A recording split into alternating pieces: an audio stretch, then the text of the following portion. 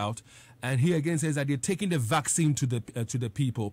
Knowing our level of vaccine hesitancy, how do we deal with this? Yes, you might say that it's mandated for them to take it. Yes, you might be taking it out to the people, but there's vaccine hesitancy out there. How do we deal with it to ensure that people would be comfortable and okay to just receive it, even when it comes to their doorsteps? Yes, David, if you remember when this COVID came, some of us made a proposal that if it comes to education and educating people, it's not just about the work of public health practitioners or government agencies, but the religious bodies, the chiefs, the community leaders. If you go to the market tomato leaders, sellers, and various groupings of people and leaders are supposed to contribute and to help to get this to the people. I mean, for the intellectual communities like health workers and even for tertiary schools and all that, there are structures in place for the school authorities to use to educate. But when you move down to the ordinary people, that are not so much organized and don't seem to have a way of getting some of this information channeled to them, who may want to understand this in their local language to be able to relate to it. These, to me, are the critical people that we have to look at and to see how best to reach out to them. So, once we are coming up with this program of vaccination in the month of December, it should go along with education and to appeal to the conscience of people to be able to support all of us so that they will make use of it. It's not going to be easy, but I think that we should be able to do it. And the groupings are very important.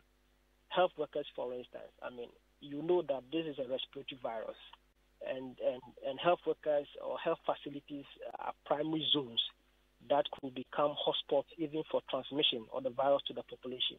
So it is strange if somebody is a health worker and the person is not vaccinated and the person harbors or carries any of the strains of this virus, he could easily transmit to innocent, weak, and people who are more vulnerable become infected. So that place is one of the key places that I think the Director General considered very well in coming out with this.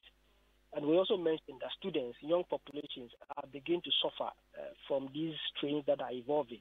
So if we want to continue with our educational system, ensure that students go to school, we don't lock down and cause people to stay home like has happened before, then of course students are another group that you have to look closely at. If you don't deal with them and then the school reopens and they get sick and all that, you'll be forced to close down schools, which is something that doesn't help.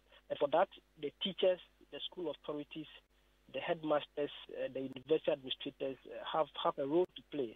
And I know that many of them have set up focal groups for COVID with even student COVID leaders who have been educated well about this. And I hope that they'll be able to support.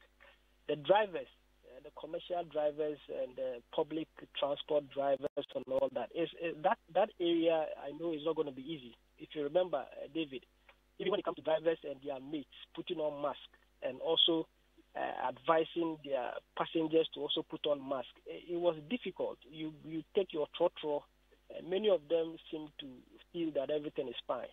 I'm not sure how best we can deal with it, but I know they have unions, the GPRTUs and other bodies are there that help to bring some sort of, to regulate and also to speak to these groups.